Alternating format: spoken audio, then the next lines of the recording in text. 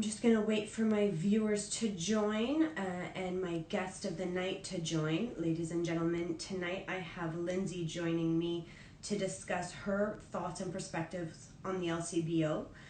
Before I welcome her in, I do want to touch on the fact that I did include a disclaimer in my story regarding this conversation tonight, and that is not only to protect myself, but it is to protect her. I welcome and respect all comments and perspectives, provided they are done in a respectful manner. Should I feel at all that either one of us are being abused, I will very quickly shut it down. I won't shut myself down, but I will just ignore those comments. It's very easy for people to come online, hide behind a keyboard, and say what they want to say, but the people that I have coming on my show and discussing the things that they're discussing are doing it live. So if you feel like you want to discuss something live, I welcome you to join me. Otherwise, I can't respect you hiding behind a screen.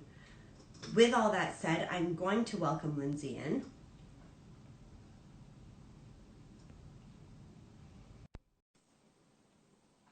While I wait for her, I want to say hi to the ones that have joined. Hey, hi, how are you? I'm good. How are you doing? I'm good. I did give a little spiel about my disclaimer, though, to be honest with you, Yeah. because I just wanted to make everybody aware that I don't tolerate abusive behavior online. And Yeah. I know that, Lindsay, you actually removed yourself from social media because of that, which is why I really wanted to make sure I touched on that before we got going. Yeah. Do you care to elaborate on why you took yourself off initially? Yeah. So I guess, oh, it just went dark. Sorry, the only light I have is my computer screen here. So, yeah, I've never really been a big Facebook person. I'm not super fond of the platform, but I was on there, and it was just announced that the LCBO was an essential, deemed an essential service, along with 8 million other things, of course. And sorry, there's totally a cat fight in the background. Can you hear it? That's okay. My two cats are fighting. um, and yeah, it really got to me because it's something that it's close to me, and I've been through a lot in terms of being affected by alcoholism. So when I heard that it was deemed an essential service, I guess I just sort of had like this reaction. I do regret it. And I made a post, that alcohol is not essential. And if it is essential to you, then you're an alcoholic. And, I a lot of people got mad about that, and that's understandable. I definitely should have worded myself differently. It's a little blunt, but that ended in me just sort of leaving Facebook because I realized, you know what, it's stressful times and emotions are high, and I just don't want to say dumb things, right, that I regret, right? Well, I think even before COVID, we were living in a very hypersensitive society. Everyone was very easily offended over the things that they would see online or hear. And I think it's really unfortunate because nobody needs to coddle anybody's emotions. We need to be respectful to one another. But to expect everybody to have the same perspective is not really valid. Yeah, absolutely. It was an eye opener, being on the other side of it, just sort of thinking like a lot of people immediately got really upset. Some people were, had like some good constructive debate, which I didn't. But it made me think, everyone's kind of fighting a battle that you don't know about. Everyone kind of has this personal situation that you don't know about that sort of is reflective of what they put out there. And that was a perfect example of it. It's something that really touches deep, and it just hit me in the gut, and I reacted, right? Right. Yeah. So do you care to elaborate on why you feel like the LCBO is a non-essential service? Hi, Ziad. How are you?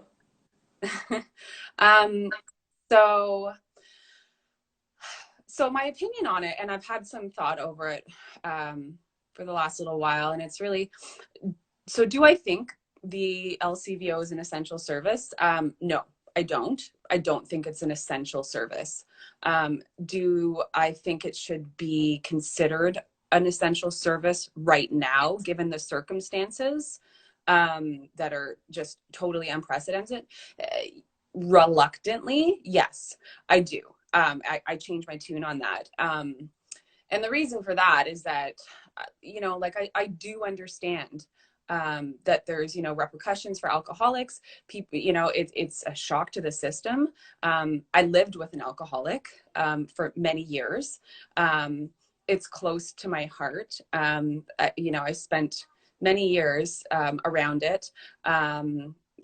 My mom was a single mom, and my biological father was an alcoholic. Although I didn't really know him that well, but so it's affected me deeply in my life. So that's sort of the reason why, I don't think it's essential, because I see the dark side of it. But I do see that, there's repercussions for alcoholics. There's huge effect on your body if you just stop drinking altogether. There's profits and taxes collected.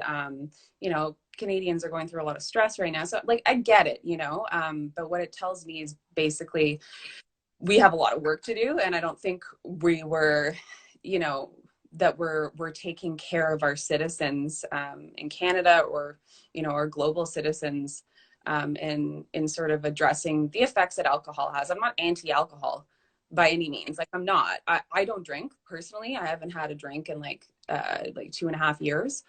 I'm not against it. It's just it's a turnoff for me personally. But I just think it's good in moderation. That's all. Well, I think once you've seen the ugly side of something, you kind of have a different view of it, right? Yeah, absolutely. Oh, I'm dark again. There we go.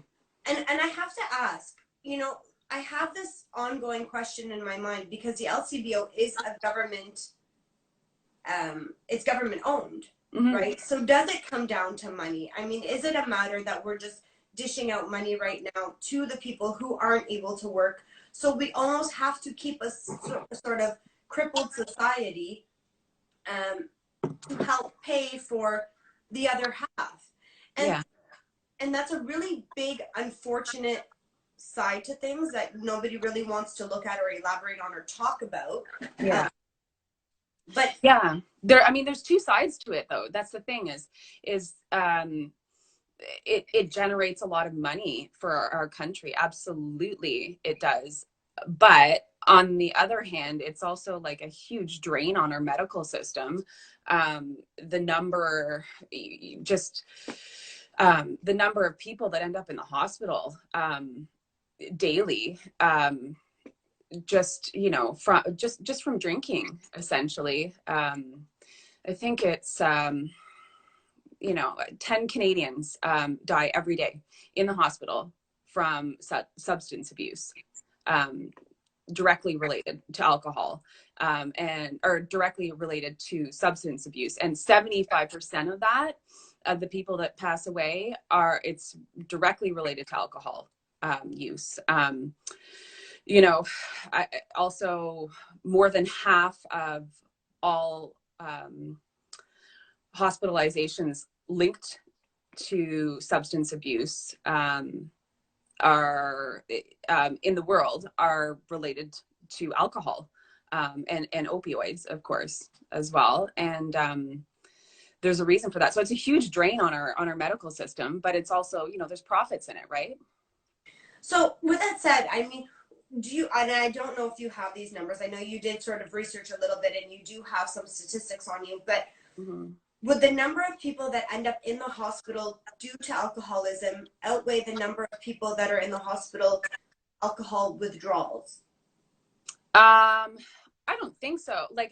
I don't know. I don't really know for sure. There's stats on both sides of it, but I think if you look at it logically, you have to think continuing the way we're going is not helping, right? So there's probably going to be some sort of uproar if you do want to fix this problem, but people are going to ultimately suffer. But I don't think the solution is just taking away alcohol from people, right? I don't think the solution right here, right now, is to close the LCBOs. I think the solution is to maybe limit the hours that are going, limit the days of the week. I think they eliminated one day, but you know, like I've driven by the LCBO and there's lineups around the corner. And in my heart, what bothers me the most is that, you know, these people are risking spreading of this virus for a beverage that is, it's classified as a class 1 carcinogen, by WHO. And there was a survey done about that, actually. Like 1/3 of Canadians are aware of that. The rest are not aware. You know, it's linked to cancer. It's heavily linked to cancer. Again, one glass of wine a day, there's lots of research that that's like good for you, right? So it's like moderation. But you know, it's the people that are struggling. It's the people that are, you know, alcoholics, and it's affecting their family. It's affecting them financially. You know, it's linked to domestic violence. There's nothing good about alcoholism. There isn't. And that's the reality, is that there's a large number of Canadians. I don't think it's most, but it's a very scary number of Canadians drink more than what is recommended. And, you know, there's a lot of signs pointing to, because of this pandemic happening and high stress and, you know, sort of the hoarding mentality of groceries and whatever, that people are starting to drink more. You know, especially an alcoholic, having lived with an alcoholic, I know if there's like panic about getting a hold of alcohol, that person is going to stock up heavily on their booze. And you know, anyone that's lived with an alcoholic knows, you fill your house with booze. Like, an alcoholic doesn't have booze the next day, hardly ever. You know, usually not. It's usually whatever you buy that day is what they're drinking that night. And you know, so if you stock up and put more in that person's house, they're just going to drink it more. They will, you know. Well, it's an addiction. It's an addiction. Yeah. I think the problem that society, who's for the LCBOs being open, neglect to realize is that, again, and I go back to using the term crippling, and it's crippling because it's providing a coping mechanism for people who may not necessarily have had that as a coping mechanism. So now you have this group of people who are turning to alcohol. Yeah. Well, what happens when this pandemic ends? Are we going to have an influx of alcohol, a new breed of alcoholics? Yeah. And that's sort of the other half of it too, right? That nobody ever wants to focus on. Yeah. So right now, we might not be flooding the healthcare system with people coming off of the dependency, but, you know, fast forward a year from now, when we have a whole other demographic of people who would have never been in the hospital, now in the hospital due to this. Yeah, no, so absolutely. I do see validity in what you're saying. I have Ziad. I do agree with Ziad, though. I do. Yeah, I do. It's actually his boyfriend, Judy, or his husband, sorry, Judy, who's speaking for him, saying switch to weed. And I mean, again, it's all argumentative, because some will view weed as a gateway, some will view weed as a crutch or a cripple as well. And I think that it's just, society needs some form of abuse. Yes. Whether it's Petra, is that her name? Did you see this comment here? It's totally, yes, 100% Petra. You're absolutely right. Priorities, you know? Exactly. And again, you know, unfortunately, with society, we need the abuse of something. Something needs to be abused. Everybody is addicted to something in some manner. And when you remove something from them, like socialization, the ability to be around people, they resort to other things. And substance abuse is usually one of them, unfortunately. Yeah. Yeah, no, absolutely. And there's a huge, and the thing is a lot of it's linked to mental health, right? There's one of the stats that I looked up is that 40% of Canadians that ended up in the hospital due to substance abuse had a mental health condition like anxiety or depression or schizophrenia. So we're not helping them. we're No. not helping them at all. We're making it, we're making it worse. And if you want to start comparing and you have like what is essential. You know, to me, the fact that a gym is closed, and I know you're in a gym and you're sweating and whatever, but like you go to a gym and it's and then you compare that to alcohol, like gyms are closed but alcohol is readily available. I mean, it can be delivered and from businesses and stuff. As there's so many options out there. That's the thing, is it's not like they made hardly any effort to scale back at all, like hardly any effort. um to and it's just, that's a huge, if we're going to be doing this, like whether you think it's necessary or not to isolate, like there's so many opinions here, and I'm not even going to touch on that. um put that aside. It's, we all want to go back to normal. And when you have all these people out there touching things and doing this and doing that and spreading whatever, whether you believe anything or not, like it's a huge group of people and they're out there and it's a huge percentage of the people and they're just going to buy beer. It drives me crazy, especially for people like that you can't work right now. And you finally just opened your restaurant, and you're doing everything you can. You've done what you're supposed to do. And there's me, I'm a single mom with 2 kids, and I'm trying to, teach them this online school. I'm trying to get my 60 hours of school work done trapped inside. But it's okay to go buy beer every day at the liquor store. You can't even take your kids to a park, but they can go out and buy their alcohol too. Yeah. I mean, yeah, the NCC trail behind my house, beautiful trails. I can't go back there. But you can walk into a liquor store and buy beer. How does that even make sense? How does that even make sense? That's who they're targeting.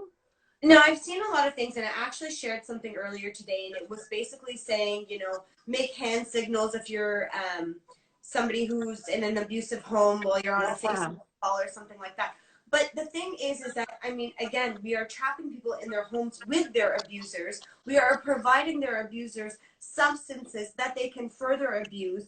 And then we're just saying, like, hey, give a signal. Let us know you're okay.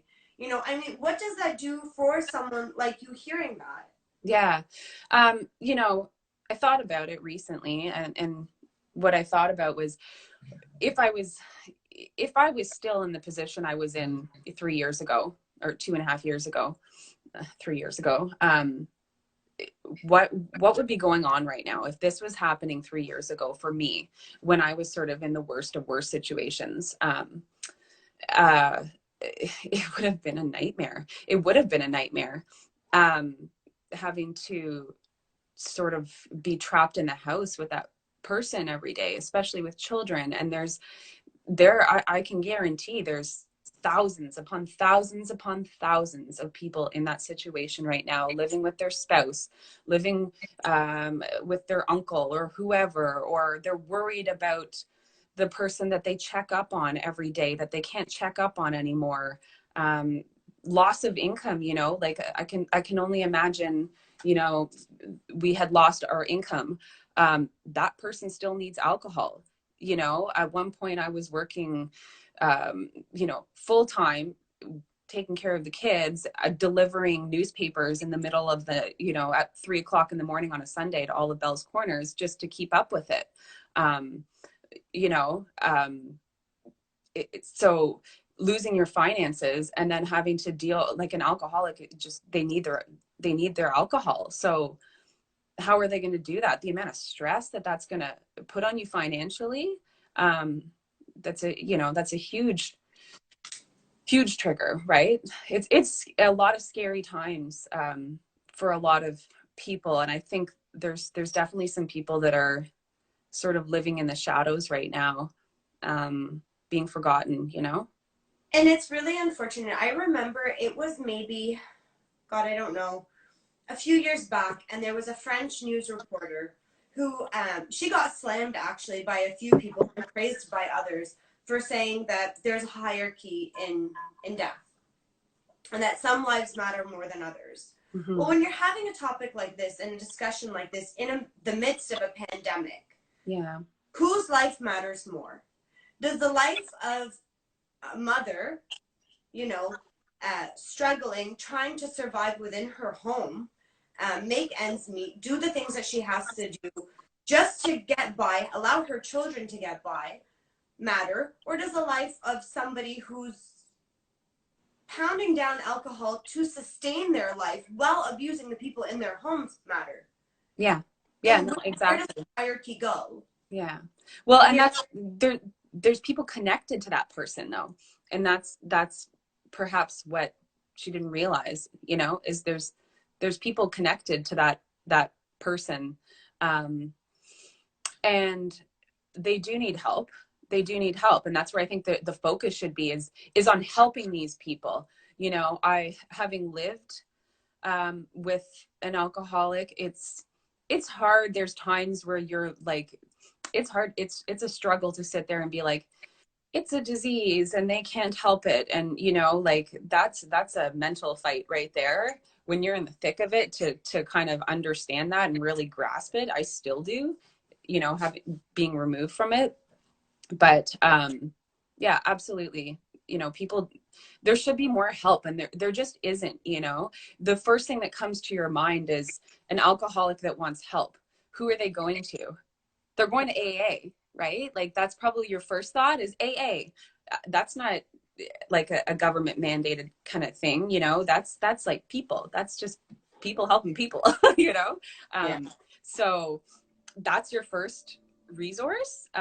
You know, it's not, you're paying taxes, you know, it's not your medical system, it's not um, your politicians, it's not your community, it's you know, at least from a government standpoint, you know, It's just people. yeah, it's people. So there needs to be more. There isn't enough out there to help people that are suffering. People have to kind of seek out that information for themselves. It shouldn't be that way. No, I agree. I have Hair by Joe, and that's Judy back on his own Instagram account asking, so are you saying they kept the LCB open for alcoholics or because they just want their money back for giving us money while we stay home? I think Yeah. it's a combination of a lot of things. I Yeah. think that, one, I think they need their money back. Two, I think they need the room in the hospitals, so I think they are keeping it open for alcoholics. Three, I think Sure. that we need a crippled portion of our society so that when this pandemic is over, we have people who are entering the hospital with needs. Yeah. I believe that is a thing. And again, that boils down to money, Yeah. unfortunately. And you know, we can't just sit here blindly and say, you know, my business shut down, so I'm getting paid. Joe, your business shut down, now you're getting paid. Well, where is this money coming from? It has to come from somewhere. Yeah. And it's the bottom of the barrel society, unfortunately, where it's going to be taken from, where it's always been taken from. Yeah, yeah, and it bothers me, you know. Again, one of the reasons why I left Facebook, because there's a lot of those opinions on there. Um, I don't. I hate it when I see like, well, you know, it's because of the withdrawal, or you know, it generates money. Yeah, that's a reason.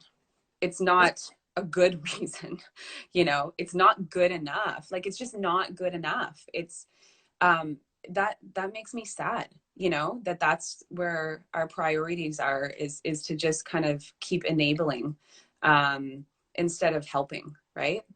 Well, Lindsay, I have Joe asking now, what happens if an alcoholic doesn't have a drink? Now, Oh, I can't really touch on that because I don't have experience witnessing it, but I'm sure that you do. So do you yeah. care to elaborate on what the ugly side of an alcoholic not receiving alcohol looks like? Yeah, it's you know, obviously everyone's different, and everyone's kind of reactions are different, but my personal experience, there wasn't many times that I, you know, this person gave it a valiant effort. So I can't say I witnessed it too many times, but the few times that I did, um, shaking, there was a lot of shaking, like physical pain. It's physically painful. There's a huge mental battle going on that makes them agitated, that makes them angry. They're snapping at everyone. They're not, and especially in a quarantine situation, I can only imagine, you know, yeah, and a severe alcoholic would likely need to be hospitalized just to get through it. It could kill you in many situations. It can kill you. Absolutely. There's that kind of gray area of people that are like, you know, borderline alcoholics, right? That could probably, you know, wing it on their own. And there's a lot of people that are severe alcoholics that I've heard, you know, push through it on their own and just kind of lock themselves up in a room for a weekend. That's super unsafe, but you know, it's a scary thing. And there's so many things surrounding it. There's a lot of stigma. You know, nobody knew the person, you know, that I'm referring to was an alcoholic. I wouldn't say nobody.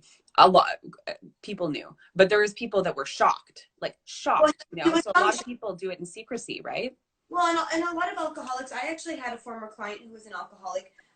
Well, she was a recovered alcoholic. And she's like, I was a functioning alcoholic. I would take 5 shots of vodka before I would head in my car and go to work. Yeah. And when she chose to stop drinking, she actually ended up in the hospital for weeks because her liver started to fail. Yeah. Her organs started to shut down. She actually went completely bald, lost all her hair. Her body went into stress reaction. Yeah. So it makes me sad that like that happens, and those people need help. They don't need further enabling. They don't need like, oh, well, you can't take their alcohol away because they're going to get sick. Well, how is that okay? That's not okay. You can't go on like that forever. That's, you know, you can't. You can't. How many severe, you don't see a lot of like hardcore alcoholics living into their 80s, you know, and their 90s. Like you don't. Right. Joe's asking, wouldn't the liver start to heal? It would, provided it was a certain percentage of the liver that was unharmed.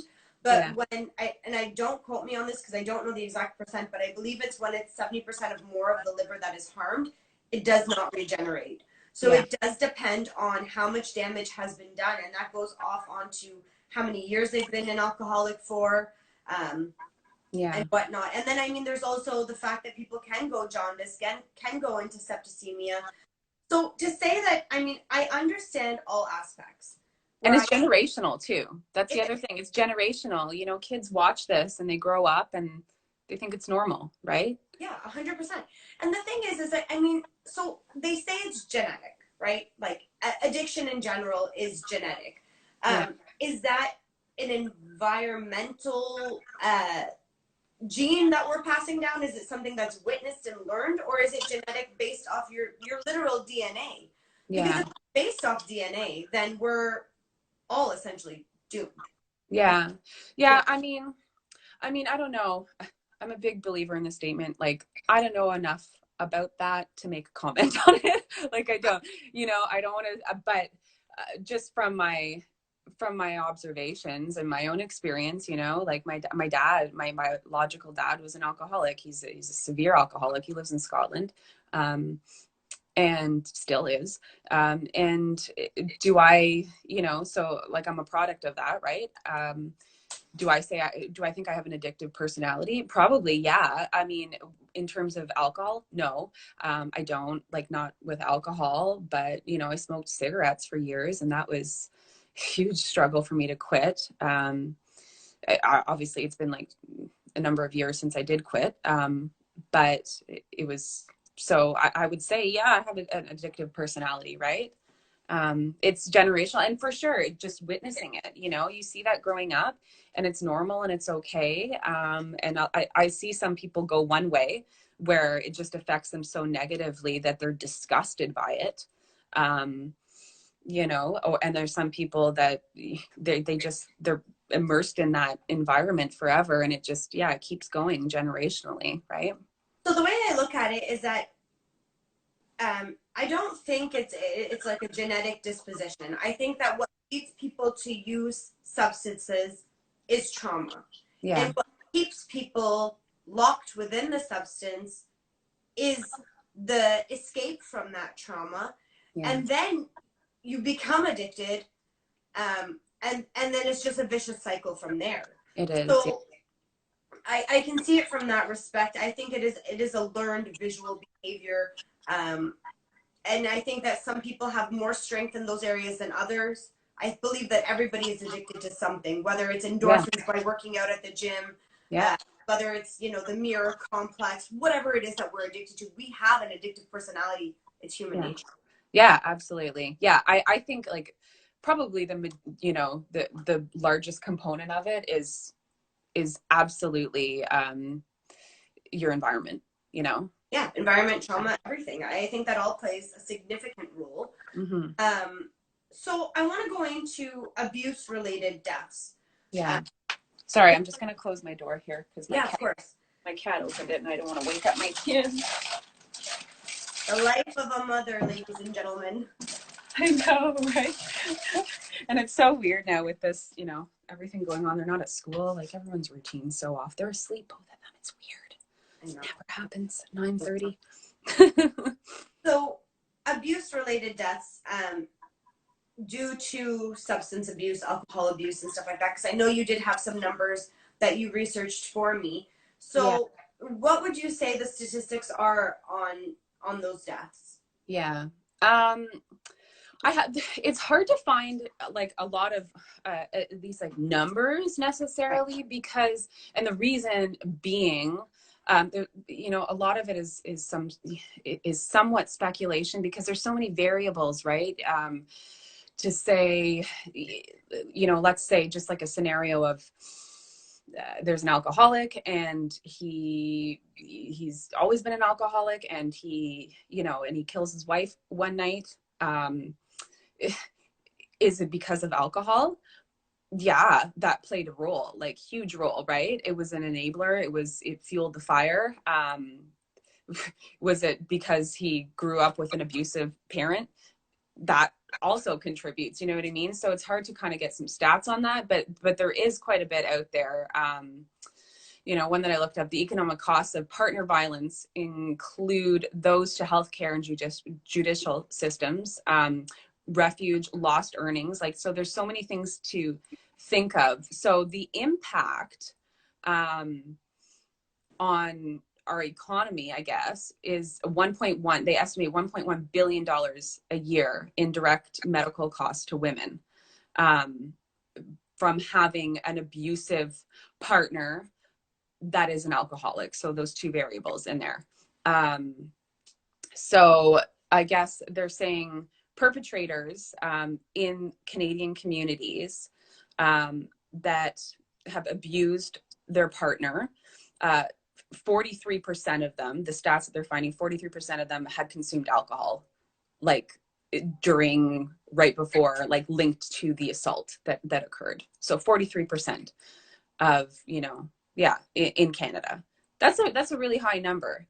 It's a really high number to have those two things kind of synonymous with each other, alcohol and partner abuse, right? Right. It's a scary stat. Well, yeah, and especially again right now with people being, like you said, trapped at home with their abusers. Lindsay, you and I have had a conversation in the past, unrelated to alcohol, about secret lives. Yeah. And I do want to bring that up a little bit because it was a really interesting conversation. Yeah. So we're talking, well, actually, you brought it up, and I had never had that perspective before. So I'd like you to elaborate on that for me, if you don't mind. Yeah. I'm glad you brought it up because it's totally unrelated. But yeah, it was an interesting thought that just kind of like popped into my mind, throughout this pandemic about, it sort of goes on the line, I guess, of people that are, sort of suffering in silence. I wouldn't say it's necessarily suffering, but there's a lot of people that are like not considered in this. There's a lot of people that are, having, that are like cheating on their spouses, people that are like living secret lives, they're, that have like a gambling addiction or something that they haven't told their whole family about. Someone that's maybe like lost their job or something or got, demoted and they never told their family.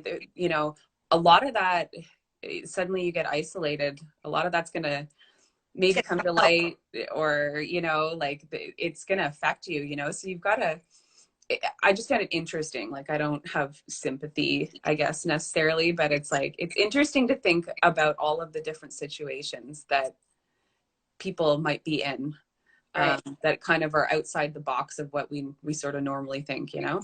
Well, it's the untalked about community of people, right? It's that whole the hush hush group of people, you know, like you said, the ones with secret addictions, the ones Yeah. with doing those things, and I don't want to say that they're suffering, but in a way, I mean, they must be if they have these problems that they can't discuss, and now it's Yeah. forced to discuss. But that all of that too, to say the least, can also link to, again, bringing it back to the LCBO, resorting to different coping mechanisms. Yeah. Uh, Yeah, absolutely. so there's a whole community being affected by this and also being crippled by this. It's very interesting. Yeah, yeah. Even like something like, not anything like necessarily negative, but maybe that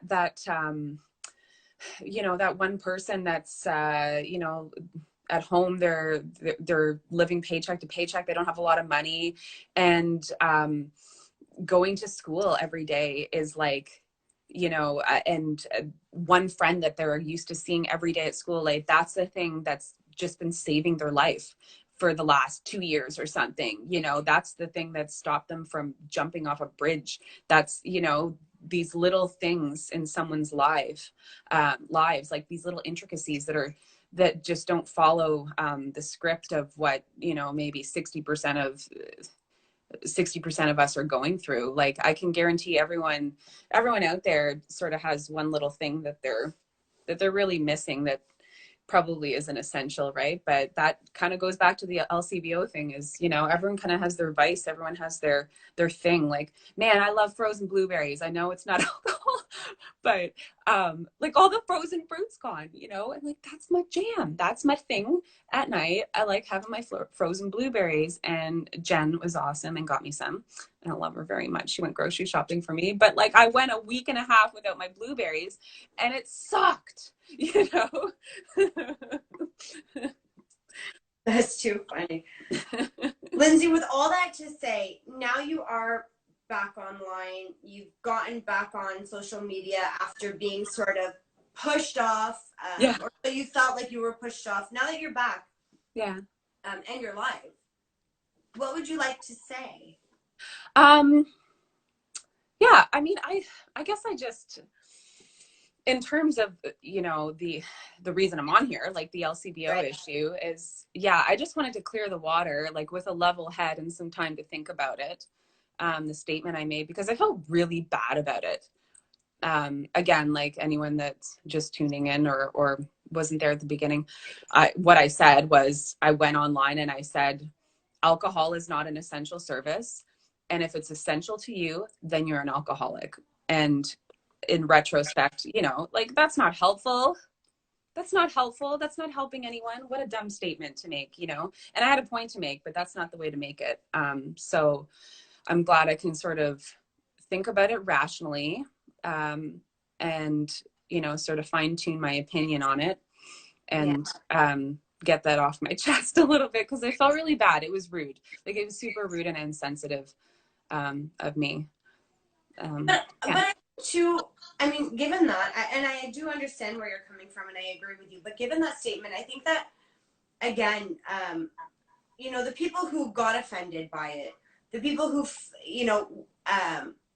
wanted to just sort of say something to you and say that they were offended by it, could it not have been because they were being insensitive to you in that moment? They weren't considering what you had gone through. I mean, we all want to be hyper offended and just shoot down everything we see, but we have to really look at every angle before we can say anything. And I think that's kind of why you retracted your statements. Yeah. Did anybody come and apologize to you once you apologized to them? No, but I guess I felt bad that I said it in the way that I did. I still feel like, I still think that, like, if alcohol is essential to you, if it truly is essential to you, then Yeah, you absolutely, you're an alcoholic. Um, what I regret is that again, that's not helpful. Like that's not constructive. If I'm going to go on a social media platform, what am I looking to get out of it by making a statement like that? It's not Right. helpful. It's not constructive. It's not a good debate. I love a good debate, I really do. But making a statement like that is all it's going to do is just spark, like especially because it had just been announced, right? But then what is social media for? Yeah, Really? Really? I mean, everyone is going to come on and say what they want to say, and everyone is going to come and sort of rebuttal or agree with or whatever. And I think that whenever you make any statement on social media, you need a level of thick. You need your skin to be thick. yeah, Um, and in saying that, whenever you go to rebuttal something on social media, you too need thick skin. yeah, Whether you're saying it live or you're hiding behind a computer screen, yeah, you once it's said, it's sort of said, and you have to have a certain level of understanding that not everyone is going to agree with you, and yeah. that's okay so Hmm. long as you stand by your beliefs. And I think that there was nothing wrong with you standing by your beliefs because it affected you in your life at one point. Yeah, yeah. I think what probably hurt the most is a couple people, like, so lame. They like laugh emojied the post. That bothered me because I was, when I posted that, I was in a moment of like, um of panic and hurt. I was hurt that, I was really hurt, that decision was made. And I took it very personally. And then a few people laughed. And that was like, I felt like shaking everyone and being like, don't you know what I've been through? Like, don't you know what is behind every single letter in that statement that I just made? Like, don't you know? And you're laughing. Like, come at me and argue with me and disagree. Like, that's fine. I'm totally good with that. But to laugh at me, that probably was kind of what hurt the most. And it came from a couple people that, it sort of surprised me that that was their reaction. But then, I sat back and in retrospect, thinking rationally about it, it's like, it just shows you, where we're at with alcohol in our society. That, a lot of people were just like, well, like, things suck right now and I need my bevies, and it's like, that absolutely is like cool, and that applies to you in your situation in your home. That's not the case in a lot of people's homes. That announcement, um, might have been like shooting down a glimmer of hope that someone had, that their spouse was gonna like finally be able to get into rehab, or finally be able to acknowledge that they have an addiction or whatever, and it's like, oh, still I have to go through that. So yeah, it's, alcohol is a fun treat for a lot of people, and probably for, a good majority of people, but it's a scary thing. It's a really serious thing. And so, like I said, I don't think we need to abolish it. Look at Well, I the, think it's almost a pandemic on its own.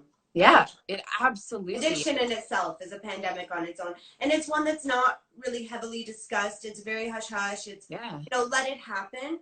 yeah, And I think that, with situations like this, yeah, uh, my mom, you have a constructive idea, say it bluntly. yeah, And it's true, Mom. yeah. I think She's right. with a situation like this, it's, you know, we need to draw out all of the social issues that we have faced for years now that we are stuck in isolation. Joe is saying, as much as I agree with your Facebook statement, if someone said that about cigarettes, I would tell you off too. I am with you, Joe. I would do Yeah, the same. yeah, I would do the same.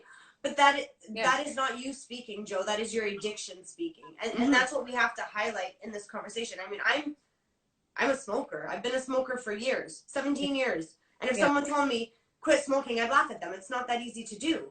But at the same time, too, we have to understand that I can recognize when my addiction is speaking, yeah, and I know that if I were to read what you would say, I am level-headed enough to say she's right. Because I know I have an addictive personality. I know that I'm addicted to cigarettes, and I know that cigarettes are essential to me in my life. Yeah. And she's not wrong, because Yeah. I'm addicted. I do have a problem. So I Yeah. don't think it's being hypocritical. I think it's being level-headed. Yeah. Yeah. Yeah. Yeah. I think like that's the thing is there's a place where you can agree that something is a problem, but also, you know, think that it's bad, right? Like there's nothing wrong with saying, you know, I smoke cigarettes and I have no plans on stopping. It's an addiction and I'm sucking a lot at quitting. Like I don't have it in me. And like, you know, or I'm an alcoholic. Yeah, I'm an alcoholic. I don't know how to stop. I'm not ready for help yet. Even that is like, you know, I can have a little bit of respect for that, but you know, there are people that they'll be alcoholics forever until the day they die, and they'll never admit that it's a problem.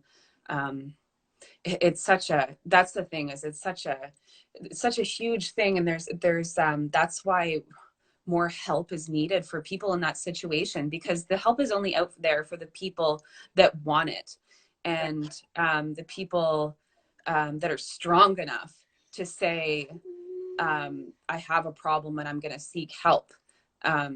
You know, that's the difference. It's not like any, you know, a lot of people say, well, it's a disease.